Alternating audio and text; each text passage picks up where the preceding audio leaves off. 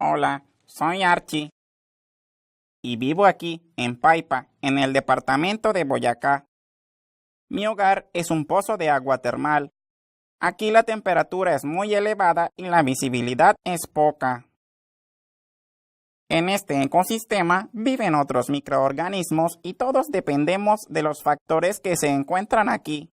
Estas condiciones son perfectas para nuestra supervivencia.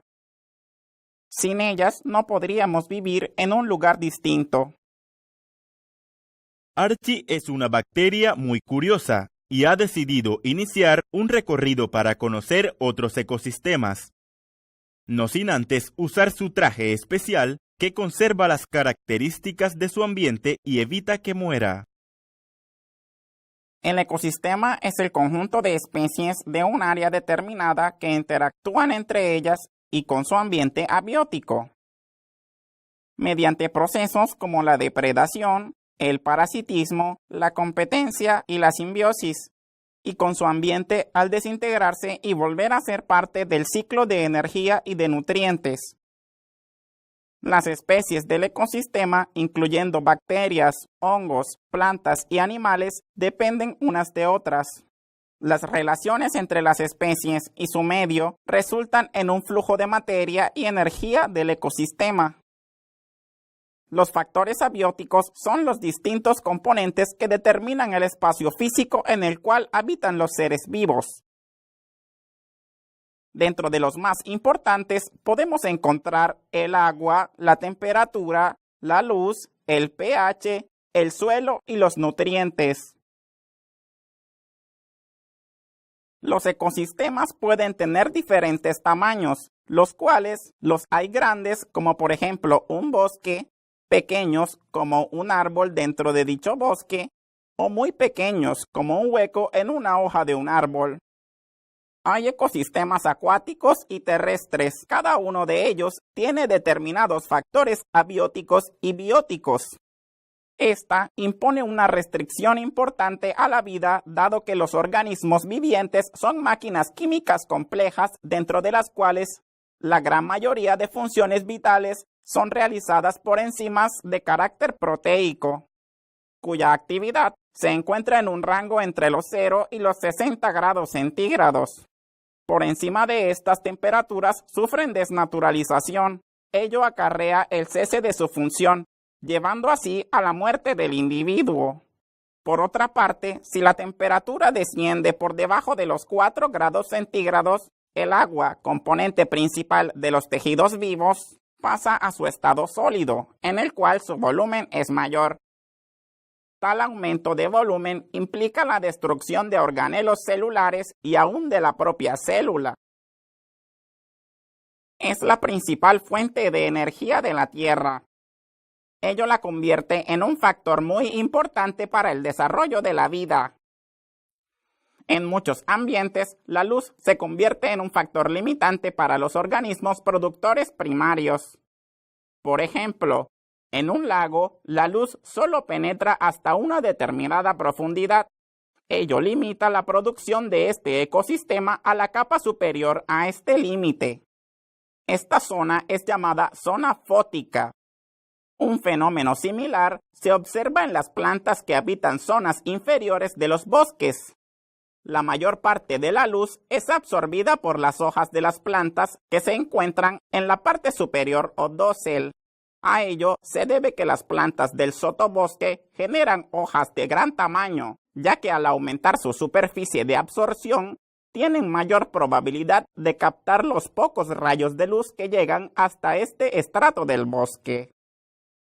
El pH es una medida del contenido de iones hidronio presentes en una solución. Dicho contenido se calcula como el logaritmo de la concentración de iones de hidronio. En condiciones normales y ausencia de solutos, algunas pocas moléculas de H2O disocian los iones hidronio e hidroxilo. La concentración de iones de hidronio es de 10⁻⁷ El pH del agua en estas condiciones es de 7. Este valor se considera como neutro. Un pH menor a 7 indica acidez, es decir, una concentración mayor de iones H+ que la que se presenta en el agua. Mayor a 7 indica basicidad, es decir, menor concentración de H+ que la que se encuentra en el agua. Son compuestos inorgánicos esenciales para la construcción de los tejidos vivos. Constituyen un factor limitante para el crecimiento de las plantas y en consecuencia de los individuos que se alimentan de ellas. Algunos nutrientes se encuentran disponibles en pequeñas concentraciones, tal es el caso del nitrógeno, pues aunque este es el gas más abundante en la atmósfera, solo puede ser utilizado cuando se encuentra en forma de iones amonio, NH4+, y nitrato, NO3. Se conoce como suelo la parte superficial de la corteza terrestre, conformada por minerales y partículas orgánicas producidas por la acción combinada del viento en el agua y procesos de desintegración orgánica. Los suelos no siempre son iguales, cambian de un lugar a otro por razones climáticas y ambientales. De igual forma, los suelos cambian su estructura. Estas variaciones son lentas y graduales, excepto las originadas por desastres naturales. Los ecosistemas acuáticos son aquellos en los que los animales y plantas viven o se relacionan con seres vivos en el agua. Dependiendo del tipo de agua, podemos definir distintos tipos de hábitat acuáticos, de agua dulce y de agua salada. En los océanos hay una capa superficial de agua templada, que llega hasta una profundidad variable según las zonas, de entre unas decenas de metros hasta los 100 o 50 metros. Por debajo de esta capa, el agua está con temperaturas entre los 5 grados centígrados y -1 grado centígrados. Se llama termoclina al límite entre las dos capas.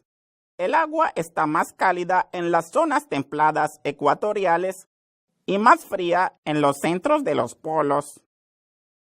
Y también más cálida en verano, dependiendo del lugar que nos encontremos en el mundo.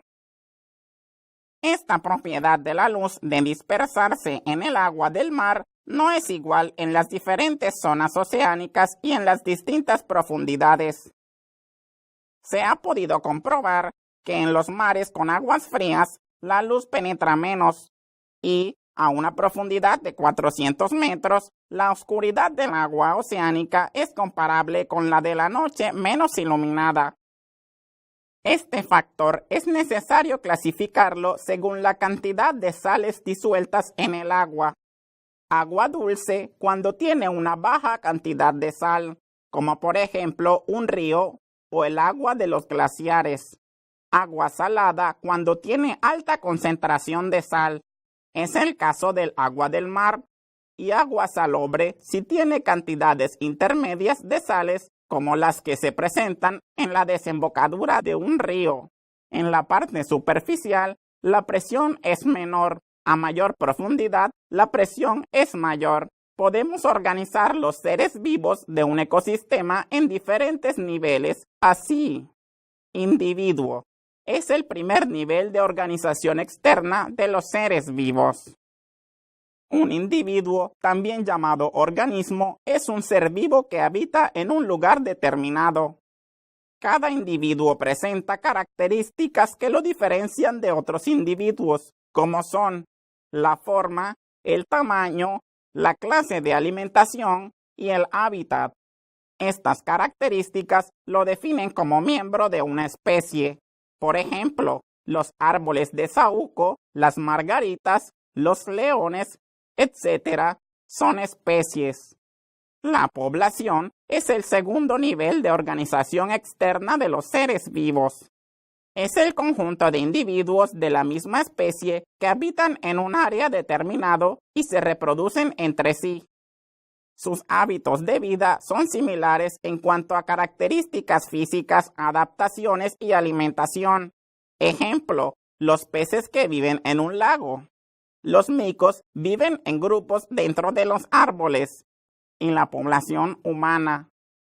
Las poblaciones cambian constantemente y estos cambios dependen de los siguientes factores: natalidad, número de nacimientos que se presentan en la población; mortalidad, número de organismos que mueren en una población; comunidad, es el tercer nivel de organización externa de los seres vivos. Una comunidad está formada por diferentes poblaciones que habitan en un área determinada. En todas las comunidades se establecen relaciones entre los organismos que la conforman. Estas relaciones pueden ser de alimentación o de competencia. Por ejemplo, una granja, un río, un zoológico. Ecosistema es el cuarto nivel de organización externa de los seres vivos. El ecosistema está conformado por diferentes comunidades y por los elementos del medio ambiente en el cual se desarrollan estas comunidades. En un ecosistema encontramos dos factores o componentes: los factores bióticos, que son todos los seres vivos que allí habitan, como los animales, vegetales, hongos, bacterias y humanos. Los factores abióticos, que son los componentes inertes, como la luz, el agua, la temperatura y los vientos. Como observaste, los factores abióticos de un ecosistema determinan el tipo de poblaciones que se encuentran allí. Por esto, yo, que soy una arqueobacteria, vivo feliz en ambientes extremos con altas temperaturas, mucha salinidad y poca disponibilidad de oxígeno. Mientras que tú seguramente vives en un ecosistema distinto, donde las temperaturas no son tan altas como en el mío y tienes una gran cantidad de oxígeno disponible. Bueno, amigos, ha sido un largo día. Voy a descansar. Hasta pronto.